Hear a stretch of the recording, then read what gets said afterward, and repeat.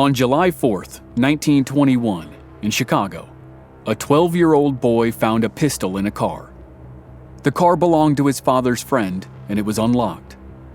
The boy grabbed the pistol and ran to a nearby alley.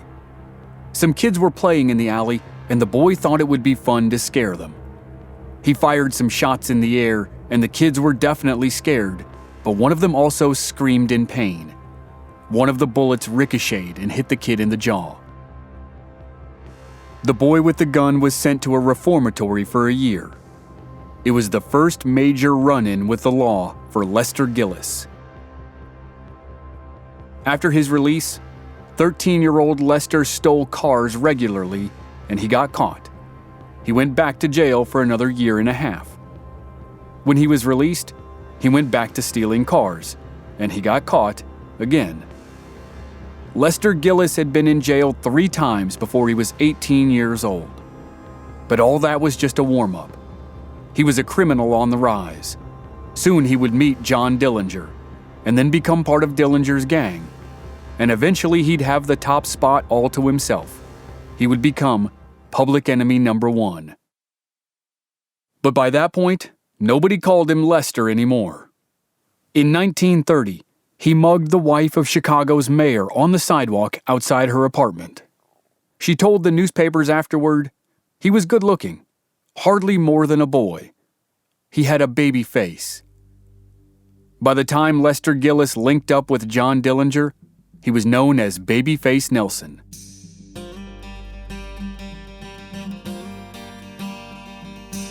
From Black Barrel Media, this is Season 4 of Infamous America. I'm your host, Chris Wimmer, and this season we're telling the story of the most notorious bank robber in modern American history, John Dillinger. Thanks to Best Fiends for supporting Infamous America. Best Fiends is an exciting puzzle experience unlike other puzzle games out there.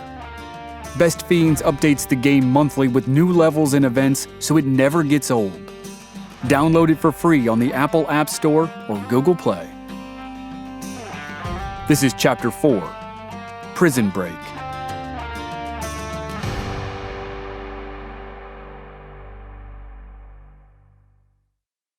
John Dillinger didn't commit every bank robbery for which he was blamed. It was easy to pin robberies on him because he was famous, and still on the loose. His name sold newspapers, so publishers speculated that he was behind every robbery, big or small. Sometimes he had nothing to do with them, and sometimes he was just on the edge of the job, like the robbery of the People's Savings Bank in Grand Haven, Michigan, in August 1933. It was hit by a crew of 6 men, led by a man named Lester Gillis, a.k.a. Babyface Nelson. Gillis was only 5 feet 4 inches tall, but he was a wild man. Not long after he mugged the wife of Chicago's mayor, he landed back in jail. But in February 1932, he escaped from Joliet prison, and he didn't spend another day behind bars, which was tragic for many law enforcement officers. By the time his criminal career ended in a blazing shootout, the common refrain was that Babyface Nelson set the record for the most bureau agents killed by a single person. And no one dared utter that nickname in his presence. The public may have liked it, but Lester Gillis did not. In August 1933, he looked like a regular John Q. Public when he walked into the People's Savings Bank. It was a few minutes before 3 p.m., and the bank was about to close for the day. Gillis strolled in with a picnic basket while the rest of his men fanned out across the lobby. He walked to the end of a long line of teller cages and slid a $20 bill across the counter. He asked for $2 in nickels, then $2 in dimes. Then he pulled a Tommy gun out of the picnic basket and said, "Hands up." Before the teller raised his hands, he was able to press a silent alarm. The alarm raced across the wires to multiple locations, one of which was a furniture store across the street. The owner of the store spotted the gang's getaway car, grabbed a gun, and aimed it at the vehicle. The getaway driver saw the store owner pointing a gun at him and he hit the gas. When Lester Gillis and his crew emerged from the bank, they discovered their getaway car was gone. They shot their way out of town, and their comedy of errors continued. They commandeered a Chevy that only had a gallon of gas in it. When they were forced to ditch that car, they stole one that had 2 flat tires. Finally, the third stolen car got them home. Grand Haven, Michigan was the first real bank robbery of Lester Gillis, also known as Babyface Nelson, and it was credited to John Dillinger. After the robbery, Nelson's crew had abandoned a series of cars, not just the ones they stole during the botched escape. One of the abandoned cars had a driver's license inside. It belonged to a Fred Monahan, which was one of Dillinger's favorite aliases. Apparently, Dillinger had loaned a couple of his stolen vehicles to Nelson's gang. But even as Babyface Nelson burst onto the national scene, Dillinger owned the headlines. The next month of his life was the wildest yet.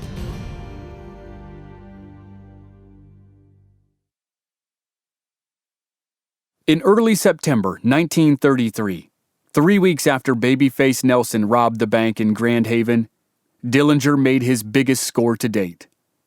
He and a partner entered the Massachusetts Avenue State Bank in Indianapolis and surprised the assistant manager.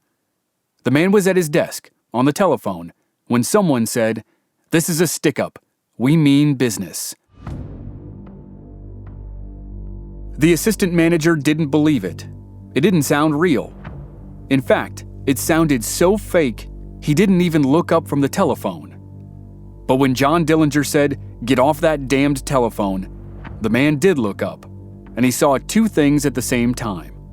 John Dillinger at the top of a 7-foot-tall teller cage, and Dillinger's gun pointed at his face. Dillinger dropped gracefully to the floor. His partner held a gun on the customers and the employees and made them move over to a corner and lay on the floor. Some sources say the partner that day was Harry Copeland, who had been with Dillinger on recent robberies. Others say it was a man named John Vinson, about whom very little is known. The reason no one knows for sure is that the man used a handkerchief to hide his face. But whoever he was nervous. As Dillinger moved from cage to cage collecting money, the accomplice waved his weapon around and urged Dillinger to hurry up. Dillinger went to the vault and began throwing sacks of money over the cashier's cages. His partner caught them on the other side and added them to the pile of loot. When the men were done, they hauled more than $24,000 out of the bank. That would be worth more than $450,000 today. It was the second largest bank robbery in Indiana state history. The size of the score was pure luck. Dillinger and his partner happened to rob the bank while it held the payroll for the Real Silk Hosiery Company. But even though Dillinger had just stolen a small fortune, he proved once again that he was not the type of crook to sit back and spend his money and then pull another job when he ran low. No, he was on a roll and he wanted to keep it going. But now it was time to start on another project. He wanted to get his old buddy Harry Pierpont out of prison. They had served 9 years together, beginning in the juvenile reformatory before they were both transferred to the adult prison at Michigan City. Dillinger first tried to work the system. He tried bribes and other forms of influence to get Harry released, but none of them worked. That left him just one last option. He was going to stage a prison break.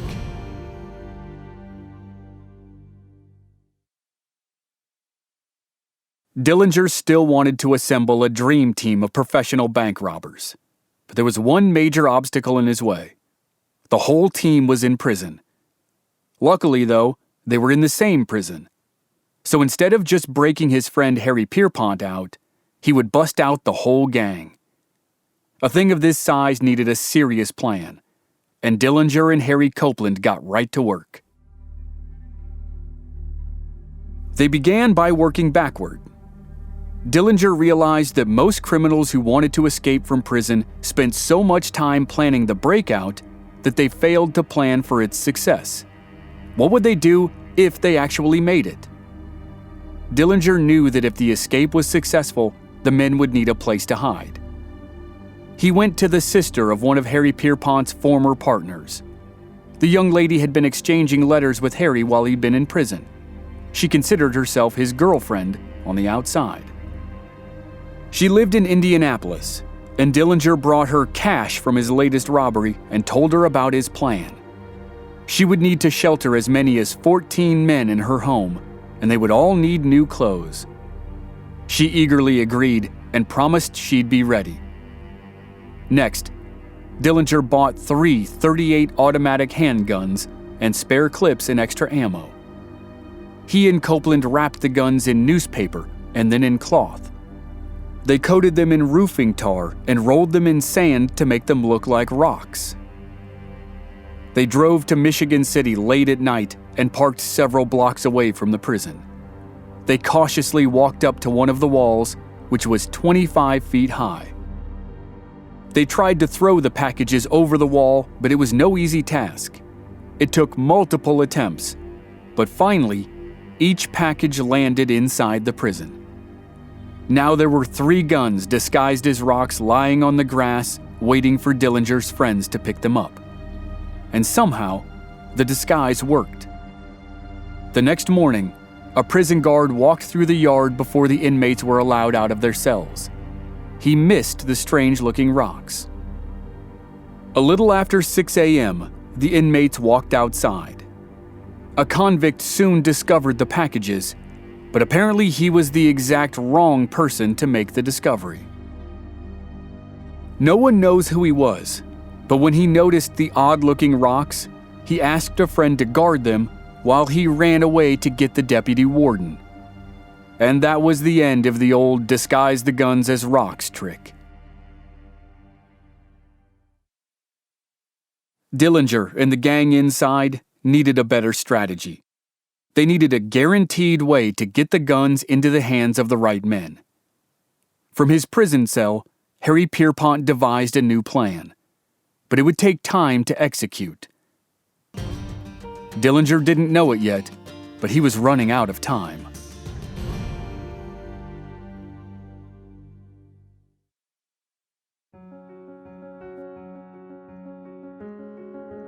American history and true crime are 2 of my passions.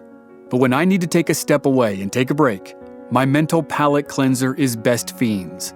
It's a challenging puzzle game, but it's also casual, so anyone can play. As you collect new characters and strategize the best way to beat each level, it becomes a challenge within a challenge. Not only to win, but to maximize your winnings at the same time.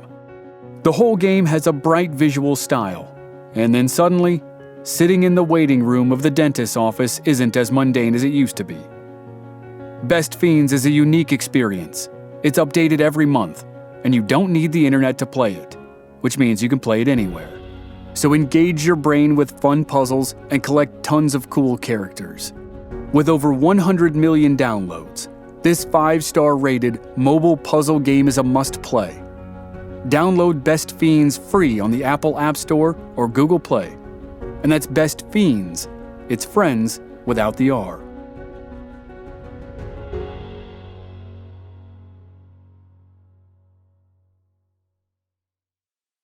In the weeks leading up to the failed escape attempt, Dillinger's girlfriend of the moment, Mary Jenkins Longnecker, tried to get in touch with him.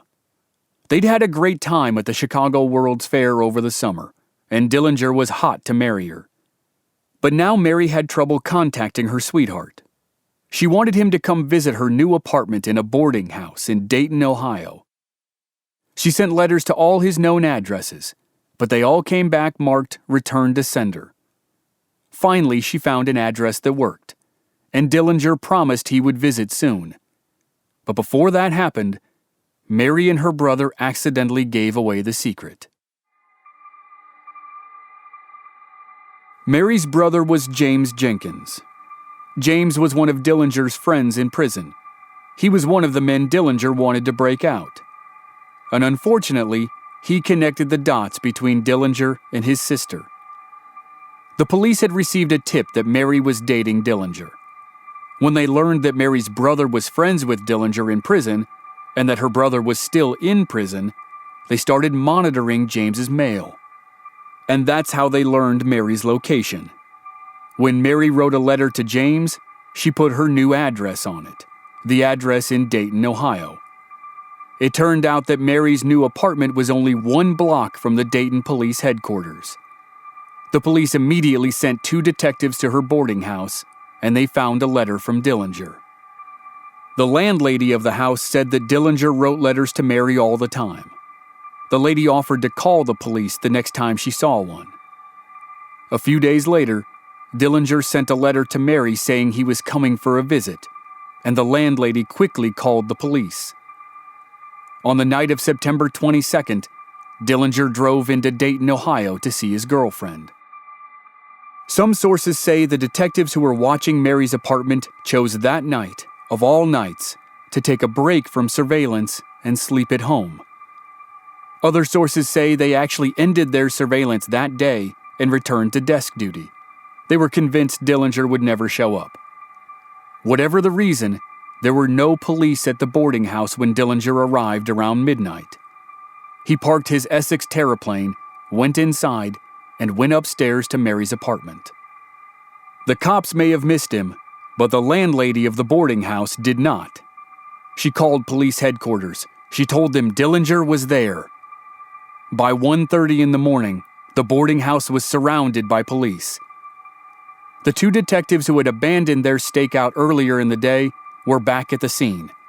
One had a Tommy gun. The other had a 12-gauge shotgun. They met the landlady at the back door. She led them up to Mary's room. She knocked on the apartment door and identified herself. Mary Longnecker cracked the door open, and the police burst inside. John Dillinger stood in the middle of the living room, wearing an undershirt and gray dress pants.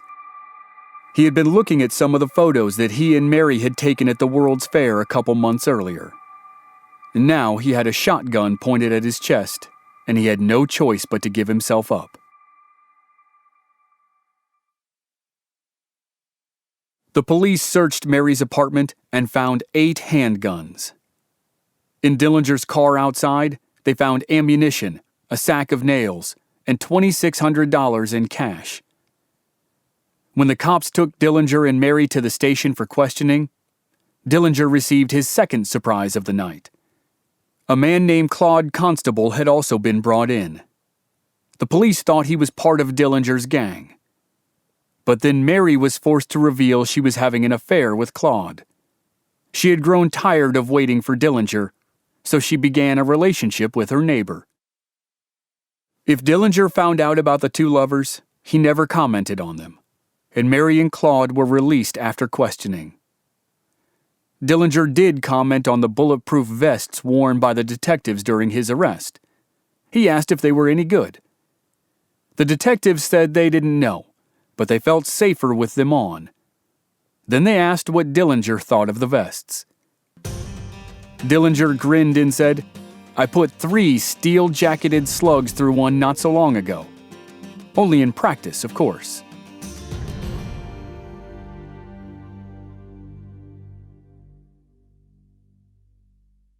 John Dillinger stood in multiple lineups at the police station. Witnesses positively identified him as the man who committed numerous robberies. But ballistic tests failed to connect Dillinger's weapons to those used in the robberies. There was also a problem with the money. $2,600 had been found in Dillinger's car, but the police couldn't tie it to a robbery, so they were forced to turn it over to Dillinger's lawyer, along with the outlaw's most prized possession, his Essex Terraplane. Dillinger was scheduled to appear in court in about a week, but while he sat in jail in Ohio, his friends in the Indiana State Pen made a daring escape. At nearly the same time that Dillinger was being processed in Dayton, Ohio, a crate arrived at the Indiana State Penitentiary in Michigan City, Indiana. It was from the Henry Meyer Manufacturing Company of Chicago, Illinois, and it was destined for the Gordon East Coast shirt factory inside the prison. Many such crates arrived for the men who worked in the prison's shirt shop, but this one was special. Buried inside the crate were 3 guns from John Dillinger. A civilian inspector checked the crate for contraband, but it was only a cursory glance. He cut a small hole in the crate and verified that it contained thread for shirts, and then he let the crate pass into the prison. Walter Dietrich, one of the protégés of bank-robbing legend Herman Lamb, opened the crate and found the 3 .38 caliber pistols. He quickly transferred them to a carton of buttons. Then he advised Harry Pierpont the guns had arrived. This was the plan Dillinger and Pierpont had organized. And 3 days after the guns arrived, the men in the shirt factory put the plan into action. On September 26, 1933, 10 men began the prison break. They were originally supposed to break out 2 days later, but after the guns arrived, Harry Pierpont decided they couldn't wait any longer. The risk was too high. They could be discovered at any moment. And he was right. Informants already knew of the gang's intent to escape, but maybe not the specific plan. Either way, the informants told prison officials, and the officials were waiting to catch the shirt shop crew in the act. But when the crew started the plan 2 days early, it caught everyone off guard. It happened after lunch on the 26th. Walter Dietrich told the superintendent of the shirt factory that 2 convicts wanted to buy new shirts. Dietrich and the superintendent walked to the storeroom to get the new shirts, and then 9 more convicts ambushed the superintendent. 3 of the 9 held the smuggled guns. They kept the superintendent under control while Dietrich went back out into the factory to get the next guard.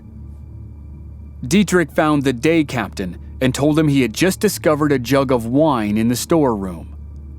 The captain followed Dietrich to the room, and he was ambushed just like the superintendent. Harry Pierpont held one of the smuggled guns, and he hated the day captain. He took great pleasure in jamming the gun into the captain's gut and forcing him into the room. Moments later, another guard and 5 more convicts, who were not part of the breakout, walked up to the storeroom. The escapees locked the guard and the convicts in a heating tunnel and moved on to the next stage of the plan. The 10 inmates grabbed bundles of shirts.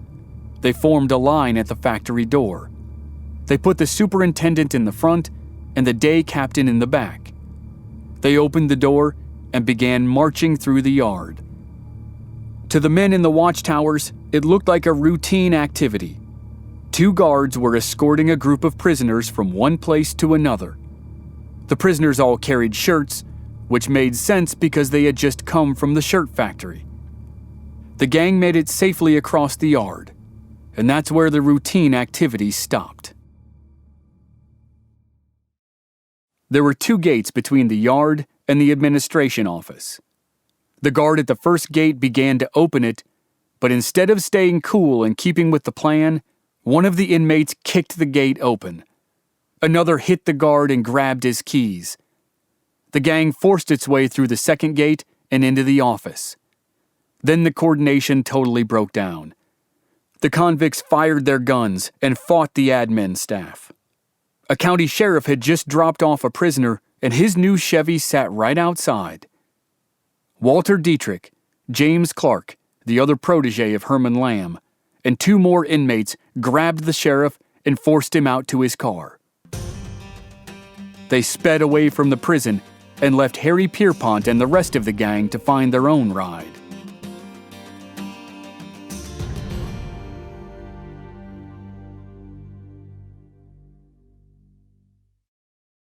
Pierpont led 5 men across the highway to a gas station.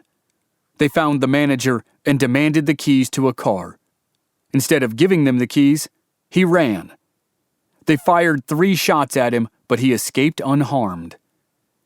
Then the convicts saw an Oldsmobile driving down the highway. They flagged it down, and when it pulled over, they forced 2 women out of the car.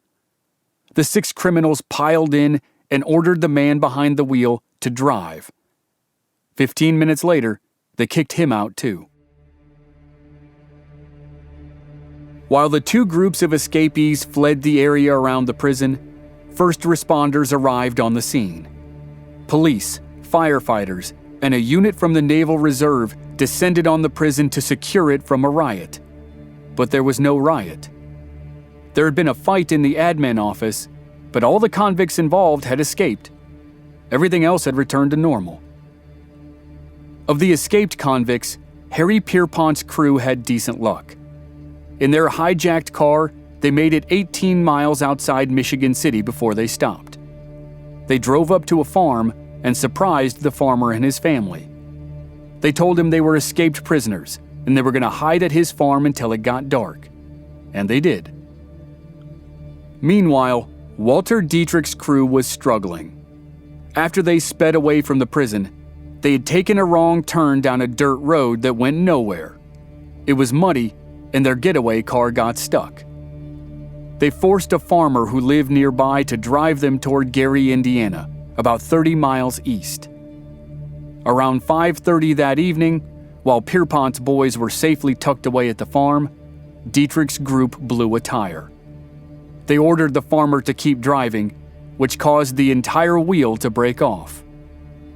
Now, Dietrich, James Clark, two other inmates, the farmer, and the sheriff were on foot. At one point, they crossed a creek, and one of them slipped and fell. The farmer took advantage of the situation and ran away, but the gang still had the sheriff as a prisoner. As they began their slow trek west toward Gary, Indiana, the other group of escapees was about to begin its journey south to Indianapolis.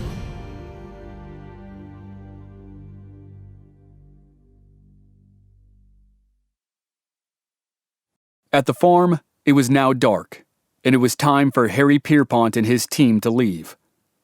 They swapped the license plates of their getaway car for the plates of the farmer's car. They also cut his gas line and took his keys so he couldn't follow.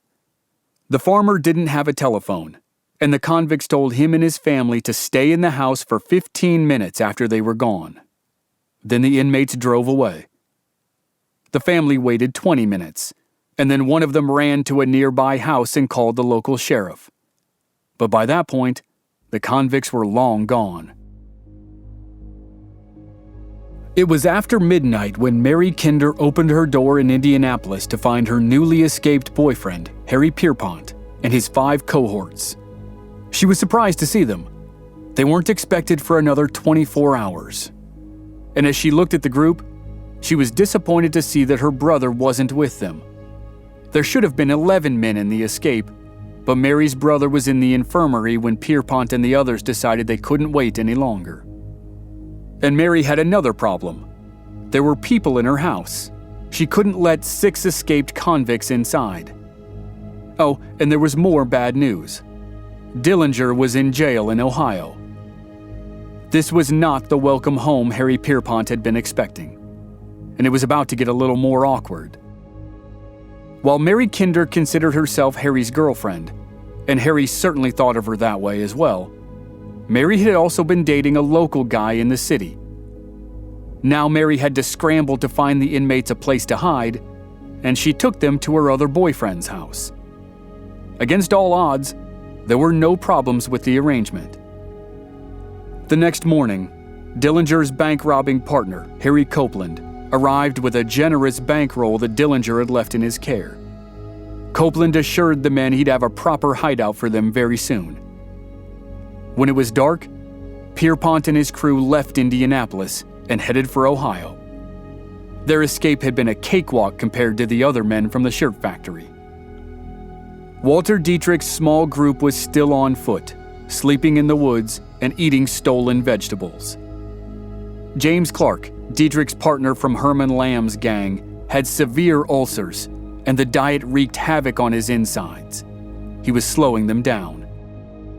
They were still moving in the direction of Gary, Indiana, but Dietrich had to make a choice. He chose to leave James Clark behind with the sheriff who had been kidnapped at the prison. Dietrich and the other 2 convicts continued their escape. Clark and the sheriff eventually straggled into Gary, Indiana, and then the convict and the sheriff parted ways. The sheriff's ordeal was finally done.